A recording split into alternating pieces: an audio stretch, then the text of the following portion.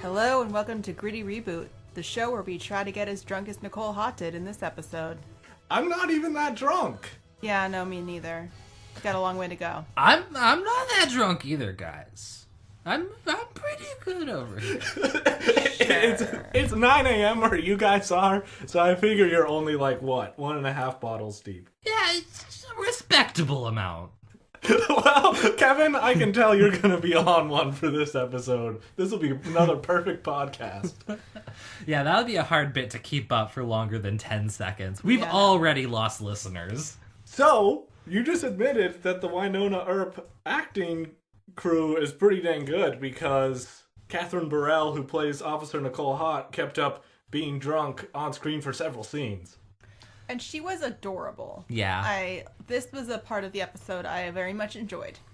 Oh, by the way, I'm Hunter Markham. And yes. I don't know if you introduced yourself, Kevin. You were too busy tipping back the bottle of wild turkey. Would you mind introducing me while I sober up? This is my co-host, Kevin James. Not the same Kevin James from Pixels and the Zookeeper. But definitely the same Pixels from Grown Ups 2. Or the same Kevin James from Grown Ups 2. Sorry, I told you, I'm sobering up. You're hammered. Sarah introduced herself, I'm fairly certain. I don't know if I did. I'm Sarah Dunaway. You got the important thing out of the way first. You just said, I'm Sarah Dunaway. The rest of you guys are just here. Yep. People don't need to know our names, do they? People don't form attachments to podcast hosts and listen for personalities. They just want to hear about episode recaps. The only thing people listen to podcasts for. The reason people listen to this podcast is so they don't have to watch Wynonna Earp, but they can hear and know all about it. It's not for the jokes. It's not for anything else. It's not for incisive commentary. It's certainly not for our acting, except for Sarah's. Depends on the accent. I've turned in one or two great performances. And by that I mean we've found special deleted scenes that are definitely not performed by us. But this episode of Wynonna Earp was one that you guys watched before me and you said, it ain't that great. I watched it and I kind of had a blast. So we're at loggerheads again. Once again, the interminable conflict. I thought the first half of this episode was really good. I thought it trailed off a lot in the end. I'm not saying it was perfect. I'm not saying it was flawless. Maybe I was just in a good mood. I woke up on the right side of the bed and said, you know what? I'm going to let Wynonna Earp slide this week. Maybe I just want to stir up conflict between the hosts. If I've learned anything from starting Gossip Girl this week, it's that it is time for an inevitable and tractable conflict every episode. That show is so good at making everything a giant conflict, and every situation is a snafu. And then everything resolves surprisingly easily. I also really enjoyed that for this show, for the podcast, we watched pretty current television, but apparently in the rest of our lives, it's just like, if it was made past 2006, hard pass. Oh, just wait. I'm going to up my reference game today. I'm not going to talk about Buffy. I'm going to talk about its spinoff, Angel.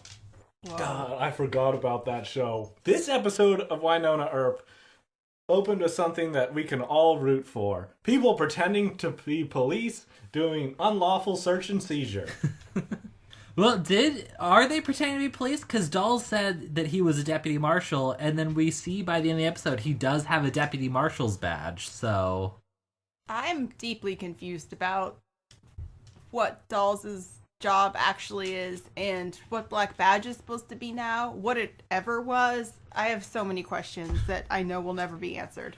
For Wynonna Earp viewers who can remember more than the current episode they're watching, previous episode opened with, hey, Black Badge is A, gone, so you're no longer employed, you're no longer a deputy marshal of anything. B, it was never a government agency, so you were probably never a deputy marshal at all. You were just a hired security guy who was lied to and told he was a marshal. You have no legal standing as an officer of the law. Mm-hmm. Basically, yes. But this episode goes to great pains to say no. Special Deputy Dolls is indeed a special deputy. And He is mystically confirmed to be a deputy marshal. yes, they use magic in this episode to explain how much of a lawman he is. So it's basically a practical magic scene, essentially. When are they going to drop practical magic too? When are they, Hunter? These are the real questions. I've been scouring message boards for decades. When will Practical Magic 2 be released? Things no one can answer.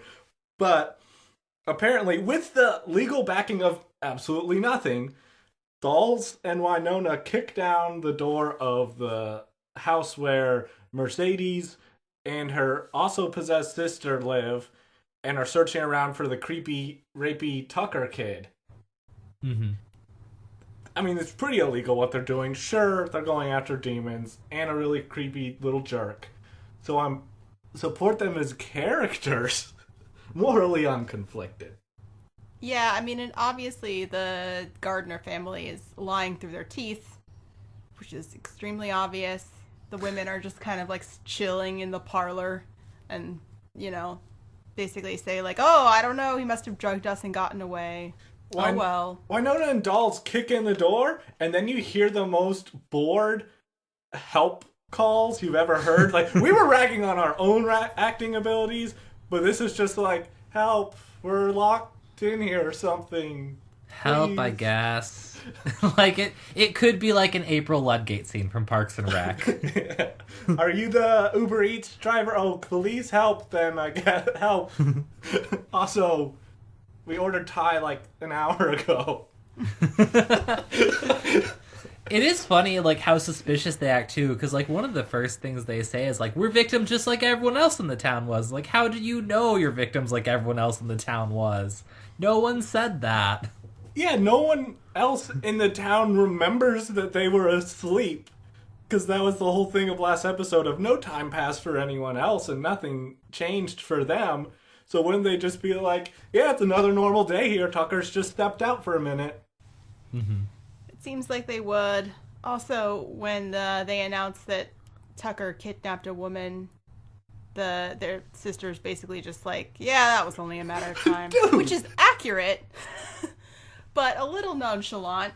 If there's something where you will fully believe it's a matter of time until my brother kidnaps and attempts to rape someone, I feel like you would take steps to head that off at the pass. I mean, you'd think that, but, like, the Thai food driver is really late, and we're getting kind of hungry, so it's a little hard to focus on that right now. Gosh. What they need to be focusing on is redecorating, because the entire home looks like the Victorian period took a dusty shit on the walls. It's the most haunted, abandoned house-looking interior of all time, and people are supposed to be living there. Yes.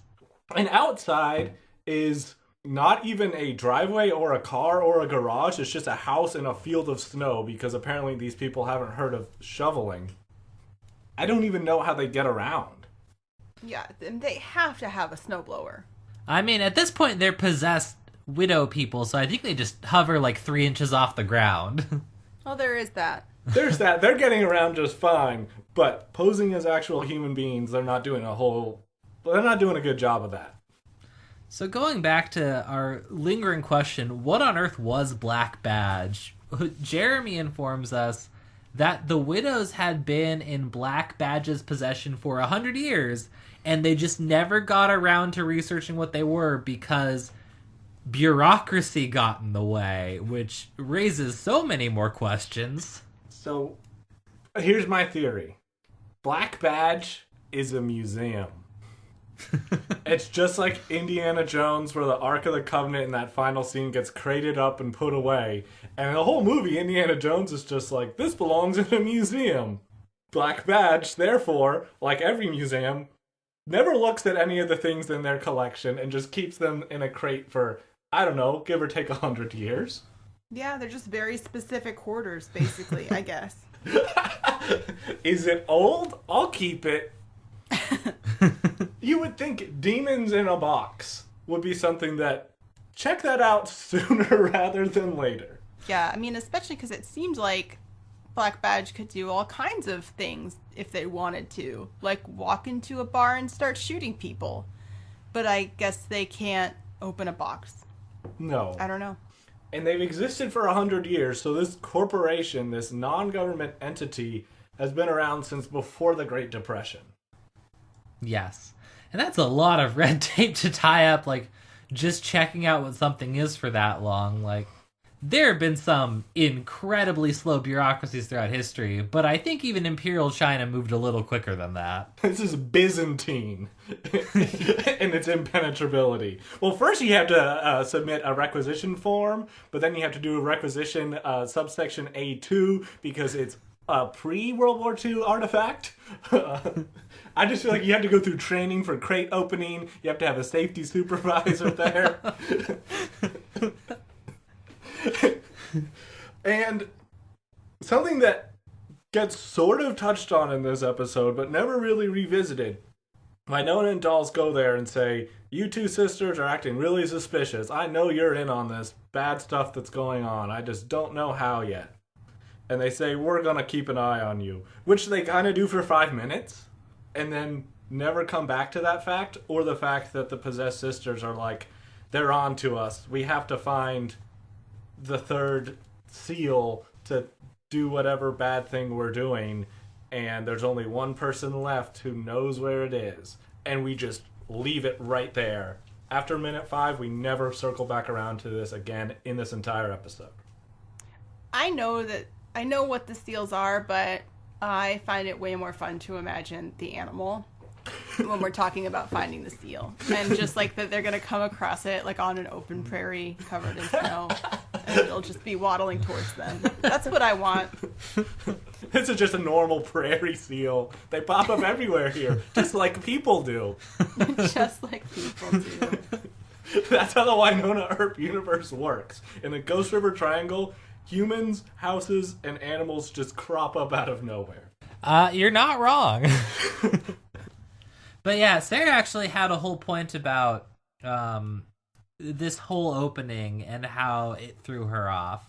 Yeah, so the first scene of this episode is very much Tucker centric. It's like about the gardeners, and you think that it's going to be like, okay, we're on the trail, we're searching for Tucker, and they don't like cut to anything else. They just leave you on that as if like that's going to be the plot, and then it totally isn't. They just pivot, and it's really weird. And this show does that kind of a lot. Like, rather than just giving us a slice of something and letting us know, oh, this is like a C plot, they make it look like an A plot, and then they abandon it.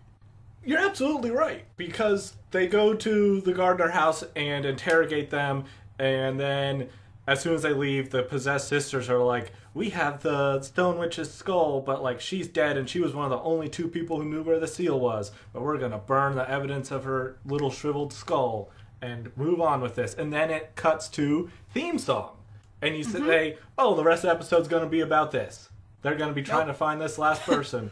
It'd be like a Law and Order episode that opened with like, "Yeah, we found some kids in a dungeon. It looks like they were like part of a cult family deal, and like 6 of them say that are there, but they say there's another 6 that are missing out somewhere in the world, taken by this cult leader." Chung chung, boo doom boom boom boom, whatever, Law and Order music, and then the next episode begins with like, "Oh yeah, someone's murdering hookers. Who cares about those kids?" Yep. Please title this episode whatever Law and Order music in parentheses. It's just like a sort of thing with like bass and keys. I don't know. I haven't seen Law and Order in a while. Yeah, that's basically what it is. But yes, that was a good summary. Yeah, it's the thing this show struggles with, where like it's unpredictable, but not in like a cool way or a fun way. It's more like they just paced it poorly. Yeah, it's this thing of, oh, we want to have an overarching season plot of these Black Widows are doing something and trying to find these seals and trying to break this stuff open, but instead of having every episode lead towards more and more drama and intensity with that, they just randomly sprinkle bits of that storyline into other episodes. but not in a way that like feels cohesive or like think about like how like Veronica Mars sprinkles in the season-long mysteries into their seasons. Like it doesn't feel like jarring. It feels like part of the story. Yeah, I was gonna say, doesn't do that. There are ways to do it that work. There are plenty of shows that do the sprinkling in, and like it works because you're aware, like, oh, this is on the back burner for now. They signal to you it's on the back burner. But then there are other things where it's like, this is happening, now something completely different is happening. And I wish I had a better reference for it than this, but it's kind of like in 50 Shades of Grey, where the plots just kind of happen one after the other, and you just drop and the author just dropped a different plot until it was needed again, because that's kind of how fan fiction writing sometimes works when you're on a schedule. I wish I knew enough about 50 Shades of Grey to comment on this. Someday you'll watch that amazing video essay I sent you about all 3 50 Shades movies, and then you'll be on my level. Yes, or also just really tuck in and the rest of the day read the entire trilogy. Oh no, you don't need to read it. I've watched those videos and I have no intention of reading the book. I just want a critique of it. I don't want to actually read that garbage. I really just want to get cozy, sip some cocoa, and delve into a text about BDSM constructs. I don't think you do. It has to be better than our failed attempt to read Ready Player 2. Fucking impossible. That book's god-awful. We both gave up 60 pages and were like, this is the worst thing we've ever read. And we knew that would happen going in, and yet it was still somehow worse than we expected. It was worse than a textbook, somehow. But, circling back to Wynonna Earp plotting, the best way I can describe it, it's as if they filmed one cohesive episode that was about, these Black Widows are trying to find this third seal, and that's what we have to deal with. And then, retroactively, they said, let's just plop one scene from this episode into all these other episodes. That's how we do a prolonged story. And it doesn't work at all. Yeah, I mean, I realize that, like, comparing any kind of writing to Veronica Mars is a really rough deal for whatever else I'm comparing. But, like, yes. They could do better. They could get closer. What you're trying to say is that the writers of Wynonna Earp should reach for the Mars? They should, yeah. Well, let's move on to what we're all really here for. They should keep the faith. Wynonna's house call obstetrician visit. Yes. Oh, this was so silly. But, I mean, fun. It was more fun than other things that happened in this episode. I'm very confused about the paternity. Like, right before this, we started recording, I was asking Kevin, like, okay, Dolls is one of the potential baby daddies, right? And he was like, no. But then I'm reading a recap and it says yes. What? He's not. And I thought yes. Because whenever Wynonna was possessed by the snake goo demon, she was trying to entice Dolls, or she's like, oh, since I'm possessing Wynonna, like, I can do sex with you, blah, blah, blah. Like, you haven't had sex with her.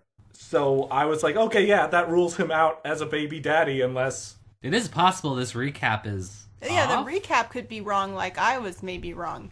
I tried to narrow down a list of potential fathers for the child, and I was like, Doc Holliday, any guy who was at a bar ever, Bobo, Champ... Gus somehow. Shorty. Right before he died, he had one more wish. The Asian Revenant who had the YouTube channel. So, Dolls was not on there. Jeremy was on the list as a possibility. He would be a good baby daddy. You know he'd take care of Wynonna. Dolls is the one who is categorically ruled out because... I didn't catch that. I thought they'd slept together. I just assumed they'd slept together. Why wouldn't they, you know? I mean, that is the correct assumption, but somehow in the show they're doing it slow. Like, remember what a big deal it was at the end of last season when they're like, this is our first kiss. Yeah. Yeah. And then much like Practical Magic, they played that song, This Kiss. Yes. they get an OBGYN to come out to Wynonna's little cabin and do sort of an exam, which I guess she doesn't really examine her since she has no medical tools. She just asks her 2 or 3 questions, like... Yeah. She commented on the heartbeat, and I was like, did she bring an ultrasound machine with her? I don't see one. I don't know. Yeah, I don't think you can hear a baby's heartbeat with just, and this is a doctor term, that ear thingy that you use to listen to hearts. Stethoscope, that's what I'm thinking of. No, typically you'd use an ultrasound. I didn't see any of that. She was just like, hey, have you been drinking? Do you know who the dad is? That was pretty much it. She tasks Wynonna with getting baby daddy samples. I also don't understand why they're doing... Like, Wynonna is like 8 months pregnant or something. What are you going to do about a genetic sample? Like, it's a little late. I mean, like, if the kid is, like, not viable, I mean, there are still things you can do, but I don't get the point other than making us explore the paternity. That's probably the point, I guess. That was probably all they were trying to do here because they didn't have any other way to bring up, hey, we're not sure if Doc's the dad, which was the plot of this episode, despite what the opening led us to believe. Does anyone else, much like Wynonna, I respected this, get really cagey whenever the doctor's like asking about like your particulars of how often do you drink and like what else do you do? Where I'm just like, Yes. why do you want to know all Literally this? everyone gets cagey Yes. about that. Doctors are told to overestimate whatever you answer because they assume you're going to lie to them. And I always God. feel like I'm lying. Like, even if I'm telling the absolute truth, I'm always like, it sounds like a lie. Yeah, what is the estimate? The doctors are told to like double or triple your number of the number of drinks you say. Yeah, I don't know that they really do that, but... They're just like, how much do you drink? And I'm like, I don't know. Drug use? I don't recollect. I wasn't there. Do you have any sexual partners? Who wants to know? Sir, you came in with your wife. Yeah, none of your business. Oh, so she's there. Hers either. She's making you ask these questions. I see how it is. How often do I exercise? Well, I think that's pretty obvious. I walked in here, didn't I? I mean, sure, I had to gasp for breath halfway through, but Doctors asking any sort of questions about that stuff, I just feel like I'm getting narked out. And, yeah. Yeah. okay. Bass Reeves is a thing in this episode, and I was just happy because they made a historical reference to Bass Reeves. Is it Bass Reeves or is it Bass Reeves? Much like noted Gossip Girl character Chuck Bass. Chuck Bass is now my DJ name. Full stop.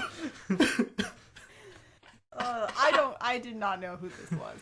He's a famous like first black marshal and first black sheriff in America. Oh, okay, cool. Yeah, pretty cool. I mean, I figured something along those lines, but yeah. All right, a little bit about Bass Reeves. He arrested like 3,000 people. Also, dude was a slave in the South, Civil War time. His slave owner dude takes him on the campaign, Civil War times. Bass Reeves, in a poker game, punches his slave owner in the fucking face and then escapes out of the middle of the whole Confederate army camp. Like, a black dude punches a white dude, runs out. He goes to the Indian territory, learns how to be a badass, and then just spends the rest of his life putting foot to ass. That's Bass Reeves in a nutshell. That's pretty awesome. He's got a very good mustache in this episode. Oh, yeah. Yeah. Sarah, I don't know if you remember when we watched that Watchmen show from a year or two ago, but do you remember the very first episode when they were showing the Tulsa Massacre? There was a little black kid watching a black and white film about a black sheriff. Oh, yeah. That was Bass Reeves. Okay. Oh, yeah, he was in that. Huh. I mean, I haven't seen that show because it was released after 2006. Yes. Don't worry, my references will only get older from here. Who wants to talk about the not quite a hit sitcom Soap? Was that a real thing? Yes, it parodied soap opera television in 1976. Oh my gosh, that must be up there with Viva Laughlin. Which was the musical about Las Vegas, but it was a TV show. It's not what I was hoping it was about. A musical about Lori Loughlin. I'm sorry, Hunter. I didn't know you were drinking. I'm always drinking. Don't tell my doctor. But Wynonna does have a good line when she's getting examined where the doctor's like, oh, we should go somewhere private. And she was just like, that's what got me into this mess in the first place. Yeah. Which was funny. Oh, Bass Reeves appears in ghostly cobweb form because other ghost lawmen have found out that Doc Holliday is alive and out of his well, and they need to arrest him. Yes, they have a 200-year-old arrest warrant for him. This plot came out of fucking nowhere. This is actually the plot line where I'm going to pull out my Angel reference, but I'm going to say it for a little later. Spoilers, this plot goes nowhere and seems to have no bearing on any... Like, it's a plot where you know, oh, this won't have any reverberations throughout the future of this show at all. It's so funny. It's technically a B plot, but spiritually, it's like an F plot. And some weird little juvenile kid comes up and is being all ghostly and says, Doc Holliday, you're gonna get arrested, and then pokes him from behind with a gun, but doesn't shoot him. And then Doc Holliday goes inside after he knows that there's a death sentence on him and has a really nice conversation with Wynonna, where he's just like, I will be there and support you, whatever form that takes, because I'm going to be a good father, proving yet again that those women's studies classes are really paying off. Well, university, just one of the top universities in, where are we again? British Columbia? Alberta? Alberta, there we go. Alberta's next to British Columbia. It's like between Saskatchewan and... Welcome to Gritty Reboot, the show all about Canadian provincial geography. But now let's talk about the recent Governor General decision. If you can't name the either 13 or 11 provinces of Canada, I don't know how many there are. You shouldn't be listening to this show. Spoiler alert, I can't. Yeah, everyone always forgets Nunavut. Yeah, there's Nunavut, there's the Northwest Territories, the Yukon. Prince Edward Island is somehow Prince its Edward own Island fucking... is its own, which is tricky. Whatever, that Anne of Green Guys, I was joking when I said we were about Canadian geography. Waverly has to go off for some reason, which I completely fucking forget, and wants Nicole to babysit Wynonna, so she calls her and opens up the phone call with, hi, I need a favor, which not even like a, honey, how are you? How's work today? I think you're forgetting Waverly had to go tell Doc that he possibly wasn't the father. Dolls. Tell Dolls that he possibly wasn't the father. What? Isn't that what happens? No, Doc. Sarah was drinking. Remember, Doc is getting stockpiled on weapons to deal with all the ghost marshals. And Waverly's like, it must be rough for you. And he's like, I'm so furious right now. And Waverly's like, you can't shoot every guy just because you're not the baby daddy. And Doc's like, what? I'm not the baby daddy. No. That does happen. I got confused, and this recap is also wrong. Where do you guys get these recaps? I don't have a recap. I just have my own notes here. We have sci-fi.com. Oh. Because it is a sci-fi show. Dude, I didn't even know they had recaps. I'm literally just looking at random stream of consciousness thoughts about strippers here. We'll get to that in a minute. This recap is way wrong. Wow. Oh. We have one small scene where Dolls and Jeremy decide that they're going to stake out the Gardner home and watch the place for suspicious activity, which is the closest we get to touching that plot again. This scene lasts maybe 2 minutes before they get drawn into something else entirely. Should we just touch on that real quick? I just wanted to say Jeremy and Dolls have this really fun dynamic. Oh, they so do. Actually, this is what I was thinking of. This is where my confusion lay, is that Jeremy just starts running his mouth off about, like, how weird it is with the paternity thing and like how, what is Wynonna gonna do? And Dolls is sitting there like, ugh. And finally tells him to shut up. I am prepared to declare that Jeremy has great chemistry with everyone. Yes, he does. When you have a person who is, how do you call it, an actor, they do a great job with the acting, I find. Doc does a good job in the scene where he's doing his whole women's studies support thing. He has like a couple lines where I felt some pathos. So he did Tim Rozon getting some props today. Then Dolls and Jeremy have this really fun dynamic where Jeremy's like the little dweeb and Dolls is trying to be a hard ass. And seeing Dolls get constantly pissed off at this little IT dude, it's just fun because Jeremy's oblivious to it. And they play off each other really well, and I think that dynamic works better than Dolls and Wynonna does, actually. Yeah, they have like a big brother, little brother dynamic that like just really works.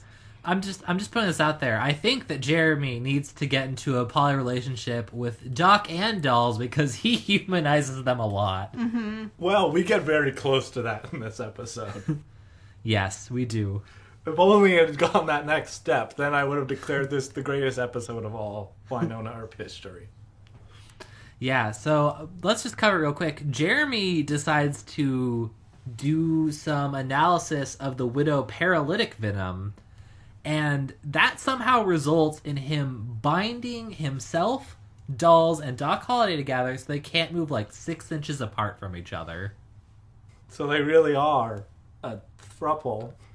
For most of this episode, I wasn't sure. So the paralytic venom they were talking about is whenever in the last episode the Black Widows breathed onto Doc and Waverly and Jeremy down in the basement and they toppled over.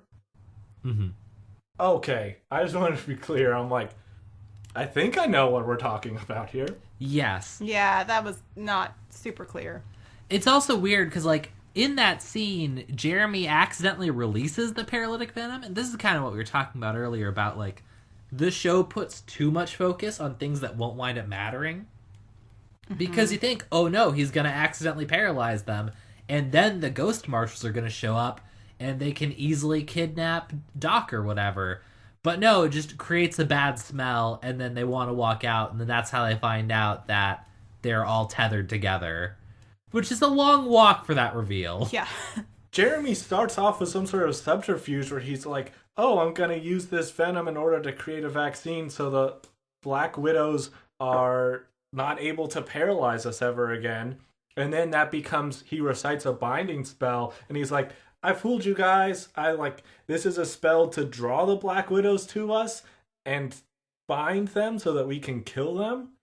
But I did it terribly wrong. And it was so many different logical steps that I didn't know why we had to make it so obscure. It starts out with Jeremy finding a little piece of one of the Black Widow's veils in his pocket. Like, it gets so circuitous. I don't know why they didn't just, like, stick with one thought process. Oh, yeah, that's how they get to the poison. He's having a stakeout in the car with Dolls. He's shelling pistachios, and Dolls is getting very angry about it. Jeremy sneezes and then reaches into his coat pocket and pulls out a little bit of Black Widow lace and is like, oh, I just had this laying around. Oh, whoops, that's not my handkerchief. We should have it across his series where he slowly tries to be more and more like Doc because he idolizes him and he starts wearing stupid hats and carrying a kerchief tucked in his pocket. I would love that so much. That would be amazing. He just swaggers in and chaps this little Indian kid with a 6-shooter on his side. It would look so much like Dress Up. It would be amazing. It's so good. And I would just love it. Then, like, there's a 2-minute scene where everyone just roasts him. Yet again, let me write for this show. But we get to the meat of the episode. The real sweater meat of this episode, you should say, because we're going to a strip joint. That's what Wynonna wants. She's 28 weeks pregnant, as she says, And when Nicole shows up to babysit her, she's like, fuck that. We're going to a bar. Not just a normal bar. We're going to a titty bar. Pussy Willows. That's the name of the bar / strip club. It's, I mean, they probably have a good buffet there. Probably. I have to check the Yelp reviews. I don't know what your experiences with strip clubs are, or if you've had any. I've had a total of 2, and they are fucking terrifying. I have not been to any. I have not been to any, nor do I have any desire to. I've seen a lot on TV shows because that is a very popular setting for things to happen in shows where they can show nudity. I don't feel like I understand the point of them in this century. In the last 20... Like, there's much easier ways to see naked women where you don't have to pay or leave your house. I just don't get it. It seems awkward. Yeah, it made a lot more sense in the days before, like, Pornhub and OnlyFans. Right. I don't get it. That was my thought. And I still think strip clubs are fucking weird as shit. Yeah. What I learned, the first time I went was, like, I was dragged there as part of a girl's birthday party because she wanted to go to a strip club. So, not my choice. The second time was you're friends with Wynonna? Yes. Yeah, I pretty much had a Wynonna Earp experience. Okay. The second time was my supervisor at work at an old job said, you know what, guys, let's go to a strip club. And we were kind of like already in the car and thought we were just going to go to a bar for drinks after work and then ended up there. And I was just like, I'm going to go to the bar next door and not be in this building because it's very uncomfortable. But what I discovered is there's a lot of illicit stuff that goes on in the private rooms in strip clubs. What? So it's no way. Yeah. So I'm like, oh, this isn't... People don't go there to look at girls dancing on stage naked because you can see naked ladies everywhere on the internet, as you said. They go there because it's prostitution. That makes more sense. Okay, not all dancers are sex workers. There's like a gradient, right? And many do not engage in that, but also some do. You know who doesn't think that nuancely about all this, though? Nicole Hott, anti-sex worker, says straight up when she's in the strip club, what kind of girl would work here? Well, and then Wynonna's like, I worked here. Look, in Wynonna's defense, it was more of a passion than work. Yeah. She had, her stripper name was Aphrodite. I guess ties in with her love of Greece. Oh, I forgot about her love of Greece. I mean, they established that in episode 1. I bet the writers also forgot about that, and I'm drawing connections where there are no intentional ones. But yeah, and it turns out Wynonna didn't just work here. She hooked up with someone here, and he is the other possible baby daddy. And this is another casting decision that I don't really understand. Because this guy is, like, fine looking, except that, like, I could be staring at his face and not remember what he looked like exactly. And he has, like, no real charisma to speak of. And I don't know why they keep doing this with the men on this show. To describe him to someone who hasn't seen the episode, it's like, oh, he's a little bit of a more rugged version of Zach Braff. Yeah. Like, he's, like, wearing a plaid shirt, and he is a guy with dark hair. He's just a generic white man. I don't know how else to describe him. He's like a 30-ish white dude. I'm so glad that I took off my plaid shirt right before we started recording. Look, because otherwise, that description 100% fits me. I can appreciate that. I just don't... That's like... I just don't get why you wouldn't have it be someone where you're like, well, of course she slept with this guy. Yeah, they could have given her a hunk. Yeah. This guy was like, oh, he's cute. Like, if he was funny and had a good personality, then, yeah, I could see myself falling for him. But yeah, no, he's like, yeah, I just gave you a little... At one point he says, I just gave you one little smile and your legs opened. And I'm like, that smile? Yeah. Dude, you're going to have to put in more work than that.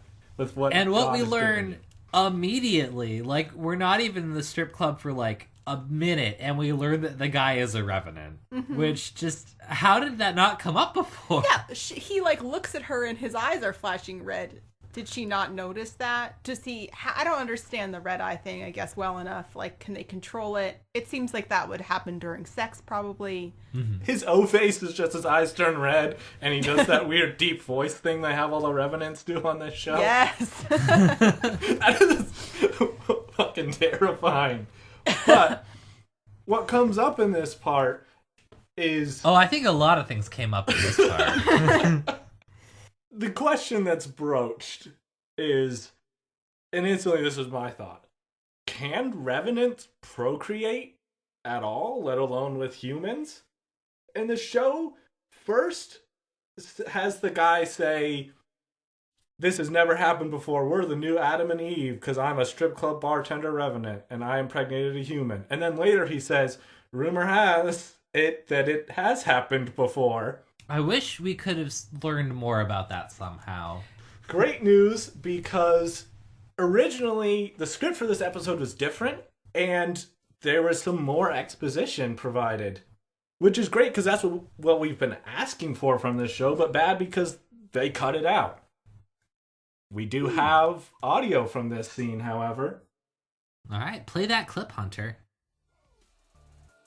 Oh my god, my baby daddy might be a Revenant. This is almost as bad as the time Waverly made me drink some sour watermelon wine coolers. Wynonna, is that even possible? I don't know how they made wine taste like watermelon, but trust me, Nicole, it's possible. No, I mean the human Revenant hybrid. Does their goo work? Oh, it works all right. Why are you in this strip club, Jeremy? Male bonding with Doc and dolls. As I was saying, Revenant human DNA can produce viable offspring. You just may not like the results. I don't like where this is going. Yeah, are we talking red eyes, the fucked up voice, or what? Worse. Much worse. The hybrids are just the worst people.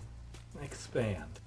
You know the people who leave their shopping carts in the parking spot, or litter, or stick their gum under the movie theater armrests? Ugh, I can't stand that. What is wrong with those people? They're half Revenants. It makes you a bad person in the stupidest ways. So, people who put bumper stickers on their cars? Or demand to speak to a manager? Yeah. Are they half demon? Yes, and yes. Wait, what about people who drive in the emergency lane to bypass traffic? And those dorks who leave YouTube comments like, who's still watching this in 2021? Sublime fans? Dane Cook fans? Floridians? Libertarians? Correct on all counts. Shit, this was worse than I thought. Yeah. If your kid starts a sentence with, I'm not racist, but, then you're giving it up for adoption. Melanie Scrivano has never sounded better than in that clip. It's almost like my voice is kind of fucked up this week and I couldn't do a female voice. Look, I think being 7 months pregnant just changes your voice, all right? It does. Yeah, you get a flood of testosterone while pregnant. But yeah, that explains so much, and honestly, it makes a lot of sense. Listeners at home, like, I don't want you to feel singled out, but if you are a libertarian or a Floridian, we do agree with what the episode said. Yeah. It's not our words. This is simply a clip that we unearthed. It's deep on the sci-fi website. On the sci-fi website that we definitely knew about, especially Hunter, who unearthed the clip. Yeah, I totally went to the place that had the recaps I don't know about and found a clip of this show. Yeah, so the big question that is asked, that apparently this clip answered, is a Revenant human hybrid possible?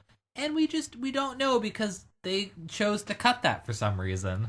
This episode did a really weird arc with that too, where at first it was like, oh, maybe, and the guy was like, it's supposed to be impossible, maybe it's happened, and then by the end of the episode they were talking like it was absolutely for sure. And I was like, did I miss a blood test, or like what happened? But I guess we were supposed to think that was like a super real possibility. Mm-hmm. I have a whole other big bugaboo with this. Go on. Remember last episode when it was like the town was asleep and if to them no time has passed in the real world, but for you, Wynonna, 6 months of pregnancy, overnight. Yes. So she shows up at this bar, and the bartender, Revenant dude, is like, well, you're pregnant. And he's like, is it mine? But in his world, they fucked like a month ago, and she's 7 months pregnant now, so he'd be like, oh, yeah, I guess you just weren't showing that time that we had sex because you would clearly have been pregnant well before that? Yes, we actually get the official timeline in this episode, because when the Revenant asks, how long has it been since I last saw you, Wynonna says, oh, about 28 weeks. So 7 months. That's where we're at. But it hasn't been that time. Why would he be like, that's mine? I slept with you 2 weeks ago. Yeah. I mean, he is a Revenant from the 1800s. How good is his grasp of the sex cycle? 28 weeks? That's more than 2 weeks. I mean, women smartly did for a very long time try to keep men in the dark about how it was just mysterious how long pregnancy would take, and we never know. Yeah, midwives, they had your back. Past that time, from what I understand of cowboy times, which is That's actually what it's called in the history books, the cowboy times. I just imagine it's like, oh yes, the colonial period, cowboy time, the Industrial Revolution.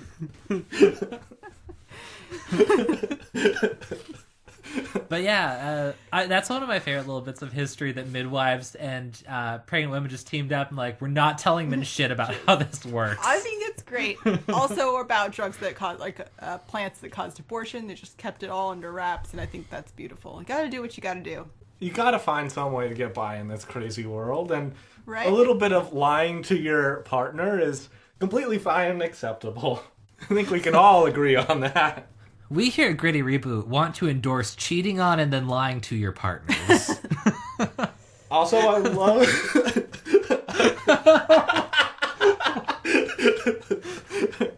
We want to destroy the American family.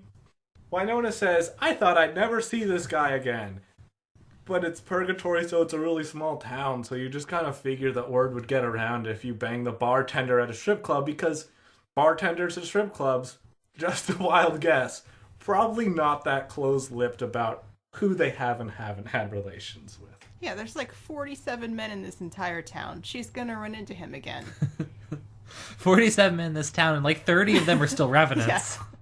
The odds were pretty good here, honestly. I would love if the way this episode had panned out was the strip club bartender sleazebag guy is like, don't worry, Wynonna, no one knows we were together. I don't kiss and tell. That's impolite. That's his one moral that he has.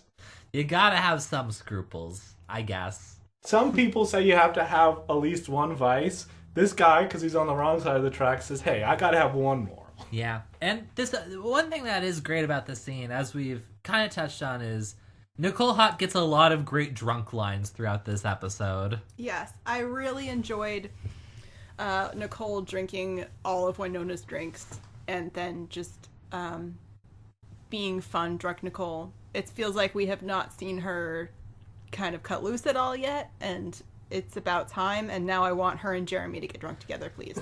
That would be amazing. She's a really fun character in this episode, yes. Where usually they have her as this straight-laced, oh, I do everything by the book, but once they get her drinking and she's popping off, it's awesome. I also liked one of her reaction shots when she finds out that the possible baby daddy is a Revenant. She quickly chugs 2 beers back to back because she promised to drink for Wynonna. That's the opposite of my friend who used to pour half of his beer into mine because he wanted me to get drunker than him because he thought it was funny. Yeah, I've had that happen before too. I don't want to drink this anymore. We've both been drinking the same amount. Here, you should drink more. Yeah. I want you to throw up, not me. I've never had pouring beer into mine, their beer into mine, but I had a friend who would just like open a new one and put it in front of me. And I'm like, that's mean. Yeah. Because you know I'm not going to let this open beer go, like, that's too sad. I can't just leave it abandoned. That shit I definitely do. Ugh. But my friend would just, we'd both have half a beer. Didn't matter if they were the same beer or different types of beer. He would just, like, at a certain point of drunk, would just be holding the glass. You could tell he's, in his drunk mind, he's like, I'm too drunk. I can't drink this. What do I do with this beer? and then he would just turn, notice my half-empty glass, and drunk mind No. says, that's what I'm gonna do with this beer, and then boom, suddenly I have a full beer again. I'm just imagining terrible beer combos. It's just hurting me. If you haven't had a sour porter, Oh, God. because by then I'm already like 8 beers deep, so I'm not gonna say no to whatever beer mixture. I can't taste anything. Yeah. It's fair. They all taste good after a while. If you wonder about the moral fiber of the people running this podcast, I wonder about our moral fiber a lot. as a listener, and we were like, is this a trustworthy source? Are they getting these special clips through legal means? Judge away. Nicole is drunk at the strip club. Waverly calls her from the music in the background, surmises she's at a strip club. Pretty sure she's been through this with Champ. Yep. 100%. Wynonna grabs the phone, drops it in beer, so the call ends. Phone is toast. And if there's one thing worse than your girlfriend knowing you're at a strip club, hanging up on her while you're at a strip club has got to be top 10. People ruining their phones on TV. It's one of those things I just like every time. I'm like, no one would do that. We watched an episode of Gossip Girl yesterday where Serena just drops her phone in a trash can. And I'm Please like, be that's specific. It's her sidekick. It's obviously a sidekick because it's 2005. but still, I was like, that's a nice sidekick. What are you doing, girl? That was her burner sidekick. That was, I guess, the sidekick to her main sidekick. Sooner or later, this is just going to be a Gossip Girl podcast. Season 4 of Gritty Reboot. That's what we'll cover. Yep. The grittiest reboot of all. An original show. It was based on books. There was a Gossip Yes. Girl book. Yeah. I shouldn't know Definitely. that. But Nicole instantly starts narking out Wynonna as soon as Waverly calls her. Waverly lightly presses the subject, and Nicole's like, oh yeah, Wynonna dragged me to the strip club. She fucked a revenant. This is all going down. Yeah, she's a total snitch, and she's anti-sex worker, so pretty much what we expect from the police. Nicole, I like you as a character. I like you drunk. A little more rough on your job. Yeah. I think this is where we cut back to Doc, Dolls, and Jeremy, who are now... I hoped that this binding spell would just last for the rest of the season, and it would be a 3 men and a baby situation when they're babysitting. That honestly would make this plot so much better, because Yes. as it is, this thing just kind of goes nowhere. Yeah, this was where, once Nicole kind of exits, that's where the whole rest of the episode just went downhill for me, where I was like, now it's boring. It was just a lot of people talking in the snow. Yeah, it's probably worth noting this episode did not really have a budget. Yeah, clearly. Wynonna Earp is a low-budget show. But even for the show, like, they clearly avoided showing stuff they normally show, like, pretty regularly, like spoilers, but Wynonna eventually does shoot her Revenant X, and we do not see him dragged to hell. We just hear the sound effects happening off screen. Hey, we also get the little effect in her eyes of seeing the fire reflected. Yeah. Waverly and Wynonna are just like, oh, look at that fire hell happening just Yep. off screen. Yeah, it seems like they budget, like they micro budget, like we need money to do this big thing next episode or 2 episodes from now. So in order to create that demon, we need to just have no budget for this one. They cut some corners because there is that one scene. To skip ahead, they go to leave the strip club. They take the Revenant bartender with him. He's a douche. They shoot him, and there's a shot of Waverly where they clearly just directed her, like, look down at this point on the ground and seem like you're watching a demon be dragged to hell. We'll fix it in post. Yep, pretty much. And meanwhile, Bass Reeves, covered in spooky Halloween store cobwebs because he's a ghosty, shows up to lasso Doc Holliday and try and hang him in the Black Badge office. What notes did you have on this whole thing where Doc gets arrested, and because Dolls and Jeremy are bound to him by this silly spell, they get kind of dragged along and are then held at gunpoint by a dozen or so spectral marshals from the 1880s. I was kind of confused by how this whole binding worked, because so at first I thought I understood it. I thought, oh, they just can't be too far away from each other.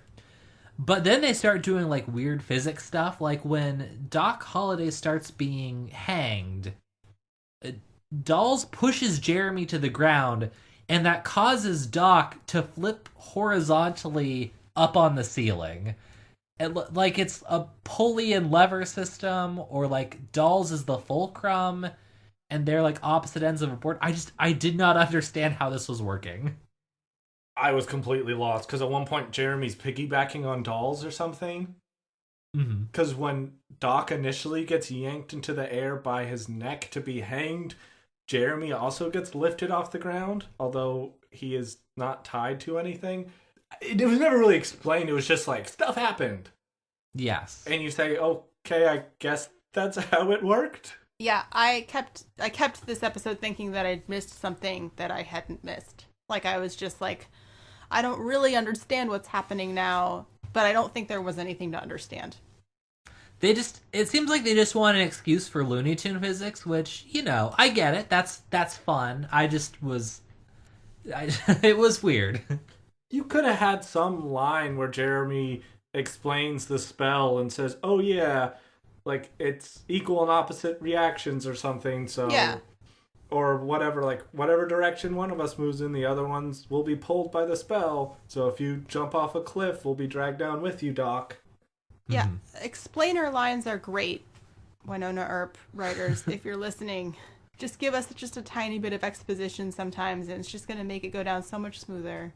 Otherwise, you're just watching a scene where one guy's getting dragged around by his neck, and the other dudes are somehow flipping through the air and piggybacking on each other, and you're left the whole time wondering, why is it working this way? And trying to do some sort of trigonometry, like pausing the episode and greaseboarding triangles on the screen to figure out the physics here. We also, Dolls is able to punch Reeves, which is notable because as a Phantom, he avoids everyone else's attacks, and we get it confirmed at the end of the episode that it's because Dolls and Bass Reeves are both marshals, and so like attracts like, and so that's why he was able to do it. He is mystically confirmed to be a marshal.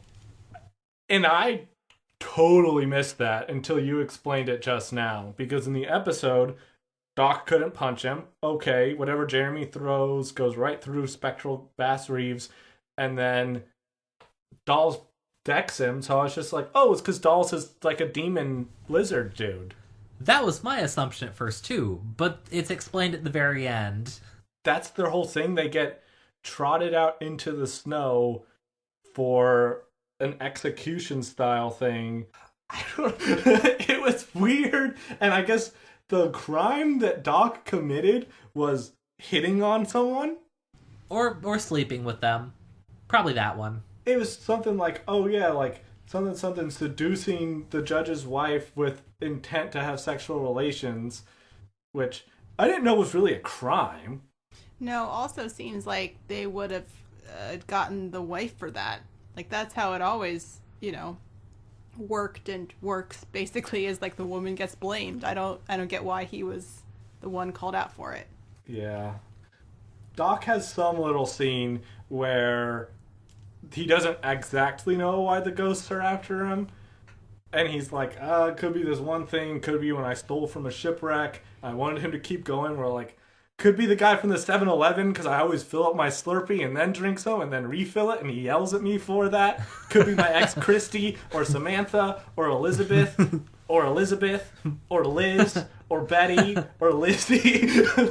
Could be Rosita, because I definitely steal from her wages. That time that I fell asleep for several months when we were in the middle of sex, she was pretty pissed off about that. And then the conclusion to this plot is so lackluster. Dolls realizes that it's Bass Reeves, says like, oh man, you're my hero. I always want to be like you. Oh, and actually I am like you. I'm a special deputy marshal. And then Bass Reeves goes, oh, you outrank me. And then Dolls says, cool, so I'll take over this now. You guys don't have to go after Doc anymore. And then everyone's like, cool, that works.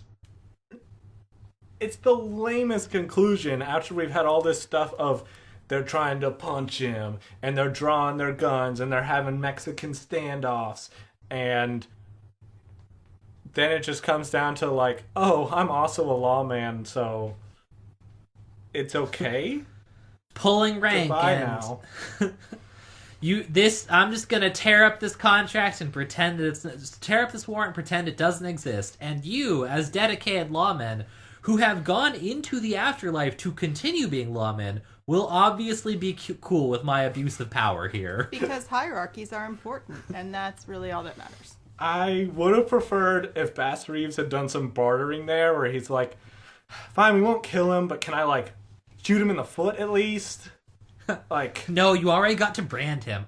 Just the one time, though. Do that thing where I twist the skin on his arm till it burns. I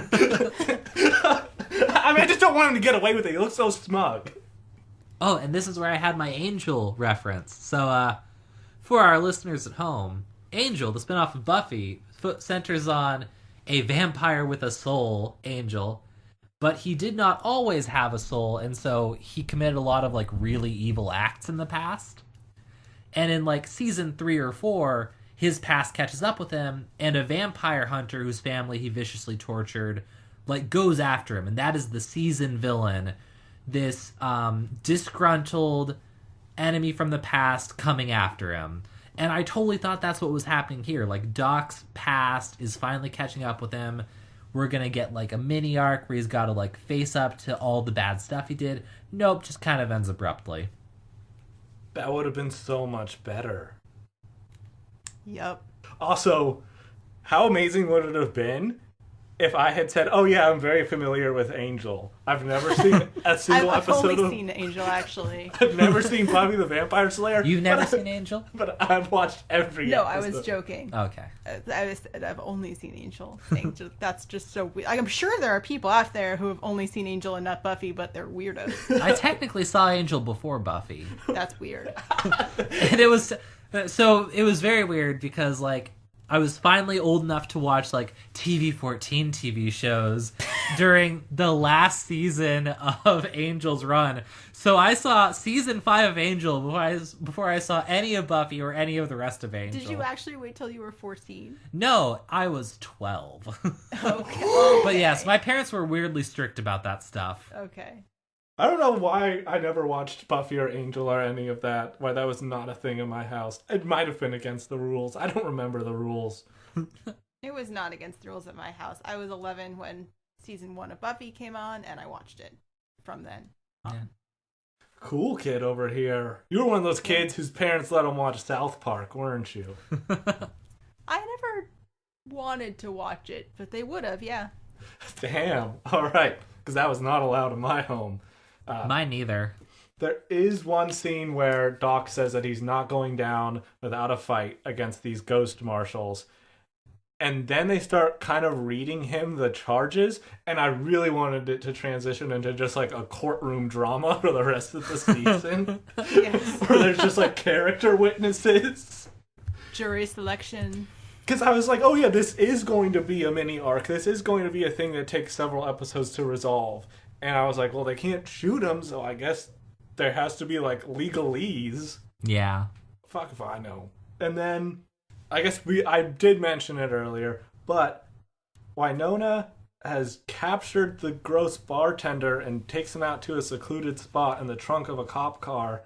And when she lets him out to kind of be like, this guy might be my baby daddy, maybe I shouldn't kill him, he mishandles the situation. I don't know if you guys have notes on that, besides the fact that we find out that it is canon that Wynonna enjoys Lana Del Rey. Yes, that came dangerously close to being a cringe line. Everything this guy said was a cringe line. Like, Yes. I didn't write them down because I didn't even want to say these things. We will start a new line of hybrid heirs and revenants. He's like doing that, and then he's also switching to like, oh yeah, like, you got a mouth on you. You're Oh yeah, he's like fucking hot. slut-shaming her, and then he's like, we are the chosen ones. Like, make up your mind. We're back to our old standby of, you know who the villain is? It's the sexist one. Does he call a woman a slut, and he's the bad guy? I mean, it's true. It's true. It's true of life. It's true. But there are other ways to indicate that we're not supposed to like someone. Yes. We know what the revenants are at this point. We don't need them to keep Yeah. being sexist assholes to know they're bad. Like, we get it. Yeah, this guy goes from, oh, Wynonna, you and your cop friend are here, let me pour you some drinks, to like, I'm gonna blackmail you into having sex with me again. Wouldn't it be more interesting if, like, he seemed like a decent guy and then Wynonna actually had a crisis of conscience? Like, oh god, what if, like, this is actually worth happening? He's just like, yeah, you know, I work at the strip club, and because I'm a revenant, I'm able to keep the riffraff out, and I'm able to easily protect the girls there, so Yeah. I'm actually trying to be a good person in a way. Like, I get the drama of, like, oh no, the baby might have a bad daddy. What if genetically the baby is also bad? But that kind of sucks and reeks of eugenics, so I'd rather have Wynonna be, like, more conflicting, like, we do know there are some good revenants. What if this is one of the good ones? Yes. Instead, he's just like, I like to fuck. And she says, oh, you're a creep. Cool, I feel no compunction about shooting you with this gun that sends you to hell. Yes. He definitely overplayed his hand there. He's like, I impregnated you. You would kill me. Yeah, like, dude, have you met women? Pregnant time is probably the time she's most likely to kill you. We do get a cute makeup scene after he's killed, though, where Nicole and Waverly are like, I'll make it up to you, Waverly. And Waverly's like, it's okay, you're a cute drunk, which, I mean, agreed. Totally. She's a very cute drunk. Oh, yeah, when Nicole sees Waverly whenever they're capturing the Revenant dude, and she's like, I like you a lot, and you're pretty, as she's drunk, was a very adorable line and endeared me to Nicole's character further. It was one of those moments where, like, it's an okay line as written, but it's a great line as delivered. Yes. But the best moment of the show might have been after the Bass Reeves incident. We have a little moment where Doc kind of like tucks Jeremy in because Jeremy's all tuckered out and he's asleep in a chair, and Doc adjusts the blanket on him. I'm telling you, get on this Jockamy ship with me. That's the love that I want to see blossom. Look, the Chipmunks have disbanded. You have to get on a new ship. That is the premise of this podcast. Shipping Wynonna Earp characters. Hey, we already have Nicole and Waverly, who we like, and everything's all good in the hood there. Let's have another romance brew. Let's toss Jeremy in the mix, because we just enjoy his character so much. I also, this is kind of going back to when Waverly accidentally spills the beans about Doc possibly not being the dad, but do you remember when I gave you guys that quiz a few weeks ago?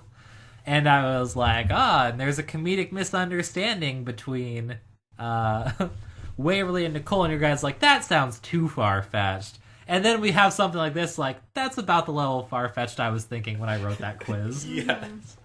It's always like that on this show, where they prove that not communicating to your partner doesn't go well. Which I think anyone with common sense could have figured out.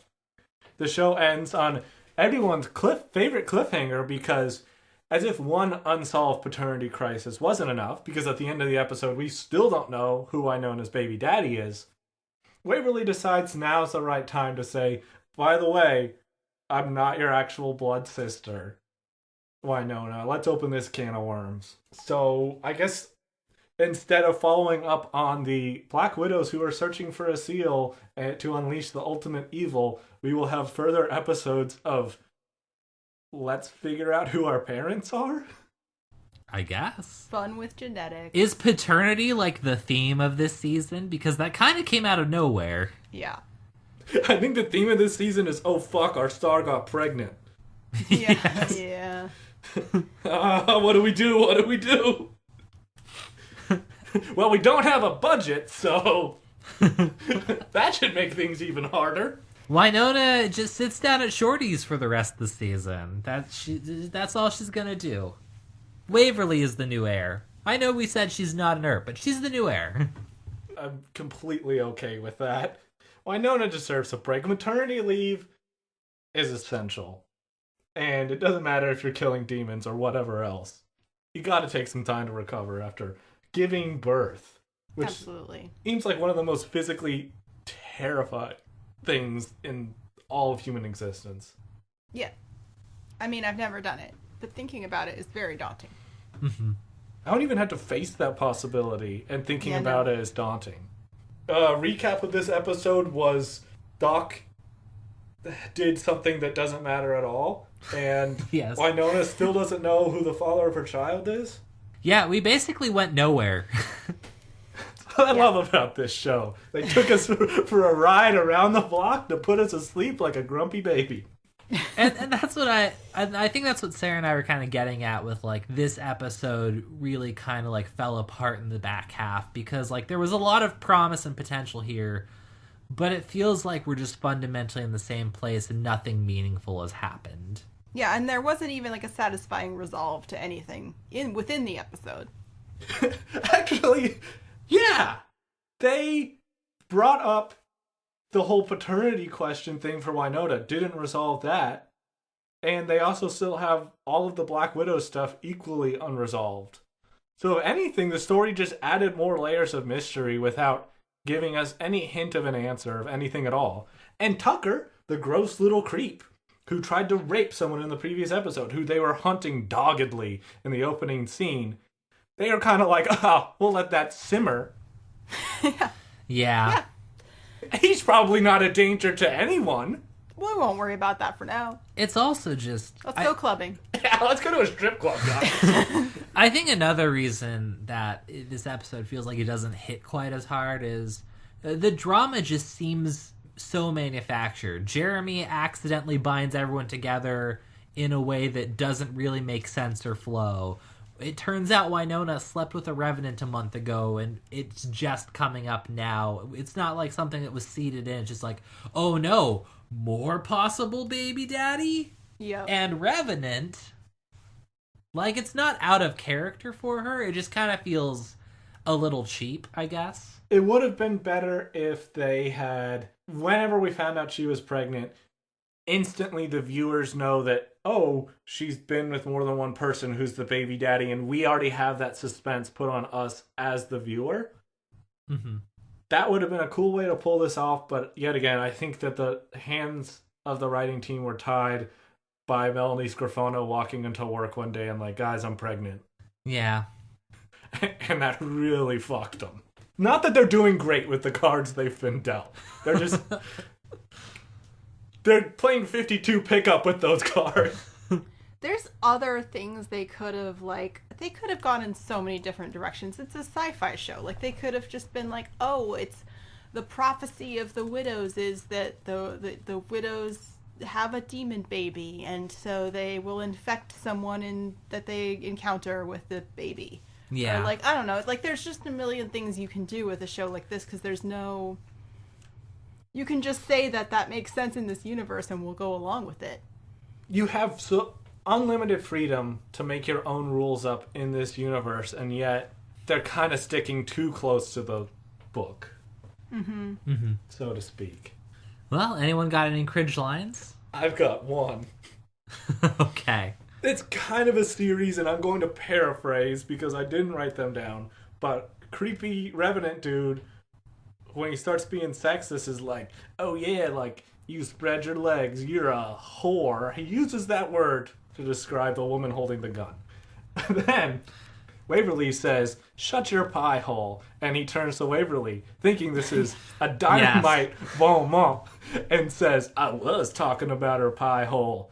It was awful on so many levels, and also it's the thing of, you had to know she was gonna shoot you for that. Yes. You basically, like, to quote 10 things I hate about you, I maintain he kicked himself in the nuts. Yep. I've got a fairly similar line. So it's, Grabby McRevenant is not going to be too happy about having his thorax crushed. We really need to skip a doodle out of here. Oh, God, I forgot. Yeah, I mean, I give Nicole a little bit of a pass on that one because she's Nicole and she's drunk. I did enjoy the next line where Wynonna stops suddenly and says, wait, abort, and then looks down at her belly and says, oh, sorry. There were some good Wynonna lines. She said some Yeah. funny stuff, and she carries some things off in this. Wynonna, Nicole, and to a lesser extent Jeremy rescue this episode from being like a complete snooze. Yeah. Yeah, they had some fun dynamics and fun scenes, which made a plot that at the end of the day ran in place feel more interesting than it had any right to feel. Yeah, I'd agree with that. Yep. What would you rate this beautiful episode? Whew, that's tough.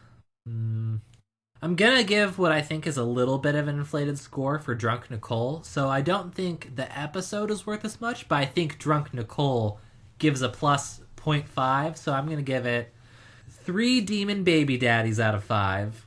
When you're standing at the pinnacle of Canadian television, when you've looked up into the heavens and you've seen that there's no more to conquer, what do you do as a Wynonna Earp writer?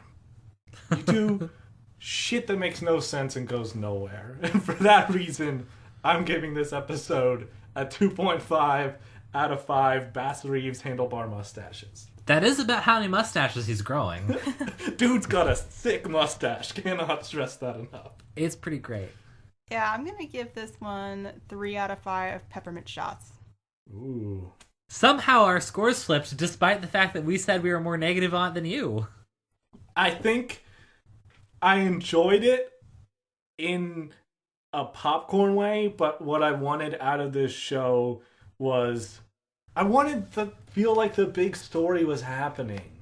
Yeah. And you can only distract me with the shiny objects of Wynonna quipping in a strip club for so long before you could have had that, but you could have also had this thing start building in intensity. And I want it to ramp up. Yeah, definitely. We need a ramp up at this point, and we're not getting it. We're midway through season 2. So this is season 2, episode 7. There are 6 episodes left. We're more than halfway, and to have a jogging in place episode, it feels weird when we're in such like a short run and we're nearly done with it.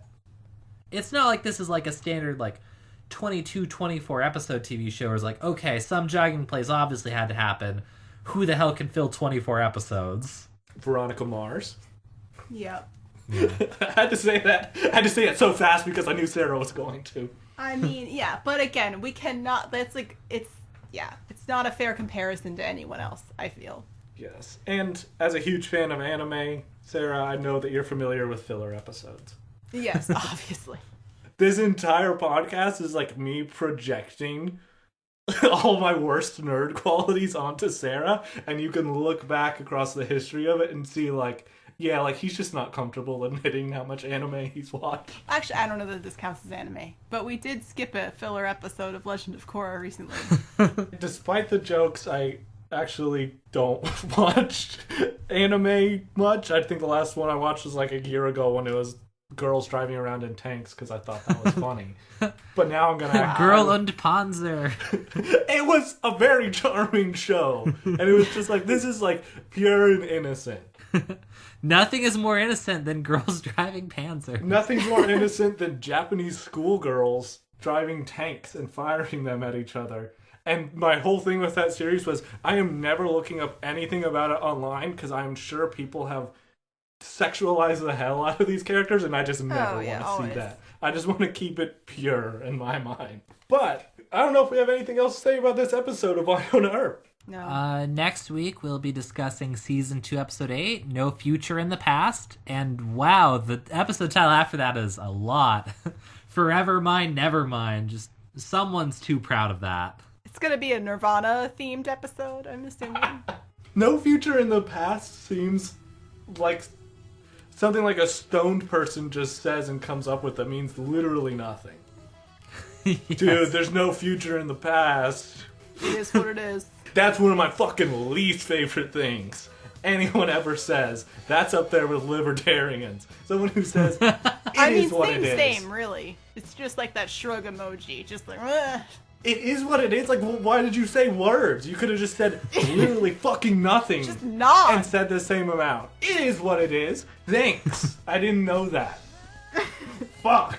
Alright. Until next time, hit us up on Twitter at GrittyRebootPod or email us at grittyrebootpodcast@gmail.com. Until next time, I will be dreaming of Doc Holliday tucking me in while I sleep.